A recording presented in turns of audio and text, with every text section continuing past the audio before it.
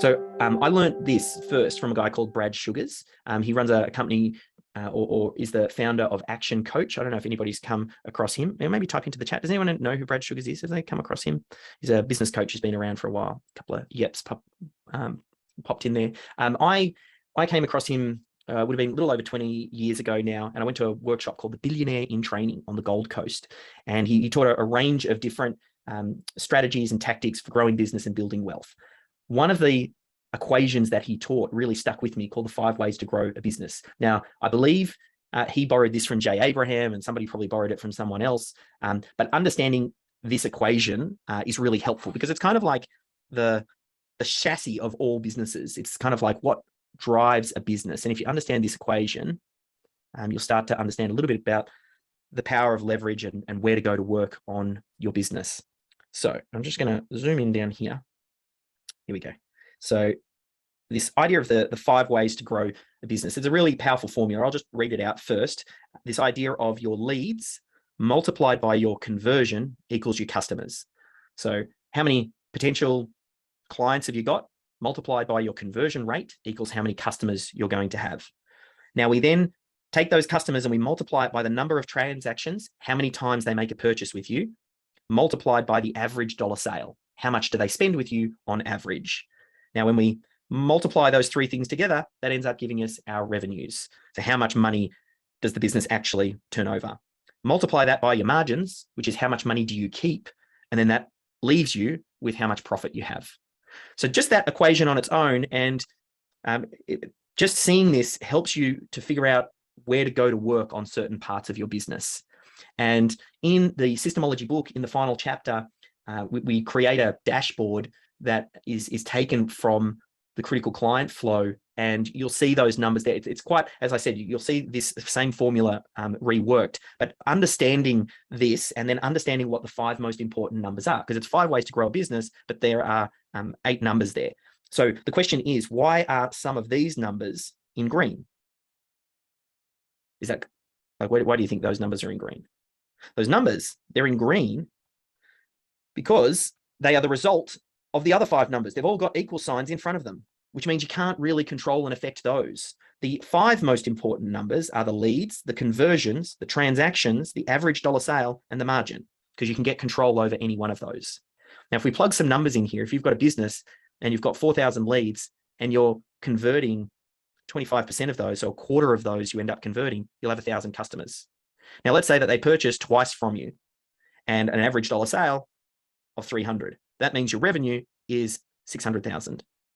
Now, if we say you keep a quarter of that, which is your margin, so 25%, that's 150,000. So we start to think about how would your business work? And I'll share a calculator with you a little bit later so you can plug in some of your own numbers to have a little bit of a look. But the key here is we want to now think about going to work on these, because as we start to look to improve our systems and processes, all we need is 10% wins in those 5 areas, and we can have a significant impact on your business.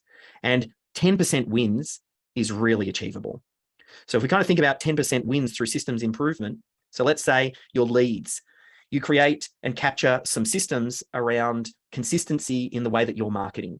Now you create a process for the way that you're posting on LinkedIn, or the system that you use for your SEO, or whatever it is. As I said, you can get some tremendous wins inside business just by capturing what's currently working, making it repeatable, and then doing it at scale.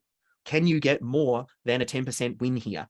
Yes, but I'm just going to do 10% wins. So 4,400. Let's say we improve your conversion rate by mapping your sales process and making sure that everybody is following the same sales process, so it's consistent.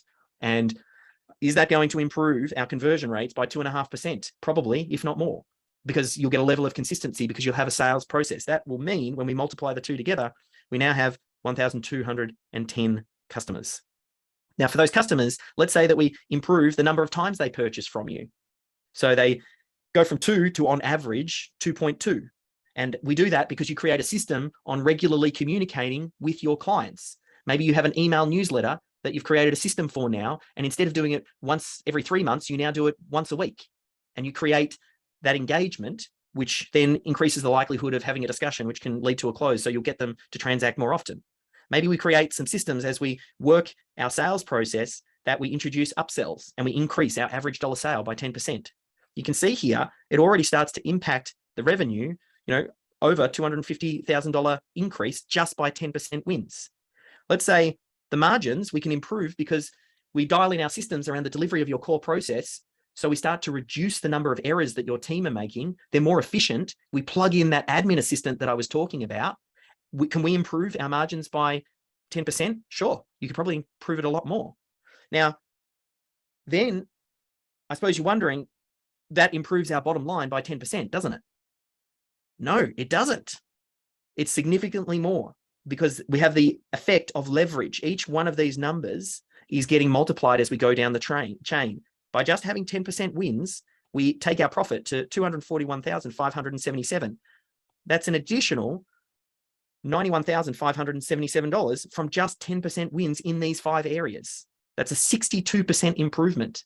That's the power and the leverage that you get from getting these 10% wins. So it's important that as the business owner, you understand what's at stake here. The money that you can generate, this hopefully is helping you to move it from important to but also being important and urgent. You're leaving this money on the table. Now, is this going to take work? Yes. Is it going to cost you in manpower and team to do this? Yes.